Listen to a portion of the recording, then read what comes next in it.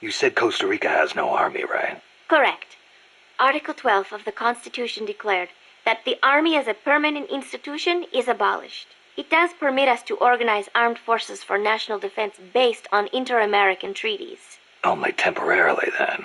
In effect, yes. But in the years since the Constitution took effect, Costa Rica has not once raised an army. Paz, how does your country defend itself without an army? Especially in a rough neighborhood like Central America. With the right kind of diplomacy.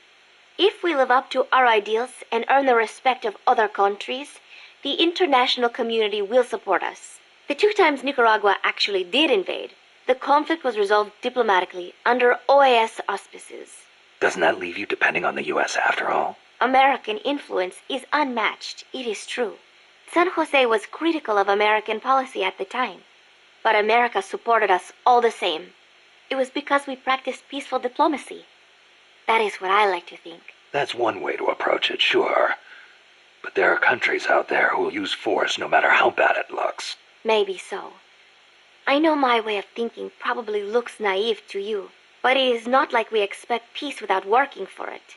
Diplomacy is a battle in itself, and we have to make the effort to seek out causes of misfortune and nip them in the bud. It was that kind of thinking that got me trapped in their base. I'm not blaming you. You haven't done anything wrong. The Army was abolished 25 years ago, the year after the Civil War. I learned about the sorrow of civil war from a very young age, the futility of countrymen fighting each other, and the tragedy. Costa Rica learned the hard way. That is why it abolished its army. It decided to pour its efforts into education instead. More teachers than soldiers was the slogan. Education is essential, no question. Even Che used to teach reading and writing in between guerrilla campaigns. Costa Rica was poor at the time. We did not have many resources. I suppose we had to pick one or the other. The military or the schools. Kaz was telling me Japan has a peace constitution, too. That is right. Apparently, when Costa Rica was drafting its constitution, they looked to the Japanese as a model.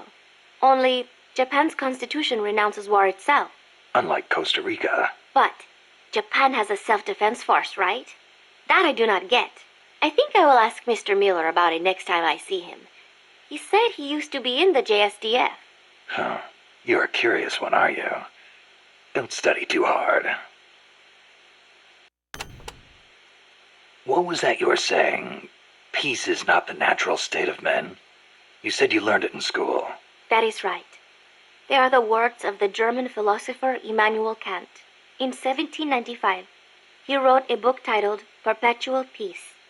Kant argued that it is precisely because peace is unnatural that we have to make it ourselves. How? That is what his book is about. Is the concept starting to sound interesting now? Not really. I belong in a more natural world. Is that so? My grandparents died in the Civil War. If only we had been at peace, they would not have lost their lives. You actually wish for war? It's not like I want to hurt innocent civilians, but if someone attacks you, what are you supposed to do? A country needs the strength to defend itself. Otherwise it faces invasion, oppression, political subjugation. If they would simply stop using force to tangle with each other, countries would not need force to defend themselves. And how would you guarantee that? I... Sorry, but you have to understand how the world works in order to protect the ones you love. That's not to say ideals aren't important too. They are. You are right, Snake. Thanks.